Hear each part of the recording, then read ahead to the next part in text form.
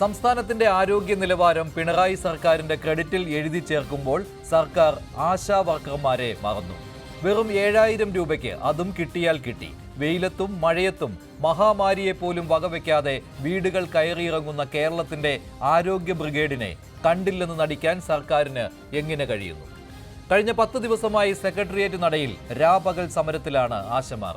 അവരെ നിരാശരാക്കുന്നതായിരുന്നു രാഷ്ട്രീയ പ്രേരിതമാണ് സമരമെന്ന ധനമന്ത്രിയുടെ പ്രസ്താവന. ആശമാരുടെ സമരത്തിന് പിന്തുണ കൂടി വരുന്നത് കണ്ട് നവംബർ വരെ മുടങ്ങിയിരുന്ന ഓണറേറിയം ഇന്ന് അനുവദിച്ചു. 7000 രൂപ കിട്ടാനുള്ള കടമ്പകൾ മാറ്റുമെന്ന് ആരോഗ്യമന്ത്രിയും അറിയിച്ചു. ഇത് കണ്ണിൽ പൊടിയിടാനുള്ള കുരുട്ട് വിദ്യ അല്ലാതെ പിന്നെന്താണ്? ധനപ്രതിസന്ധിയാണ് ആശമാർക്ക് കൂലി നൽകാൻ തടസ്സമായി പറയുന്നത്. PSC ചെയർമാനും അംഗങ്ങൾക്കും 3,80,000 ശമ്പളം കൂട്ടാൻ ഈ ധനപ്രതിസന്ധി തടസ്സമല്ലേ? പ്രൈം ഡിബേറ്റ് ചർച്ച ചെയ്യുന്നു. ആശാ വർക്കർമാരെ മറക്കുമോ സർക്കാർ?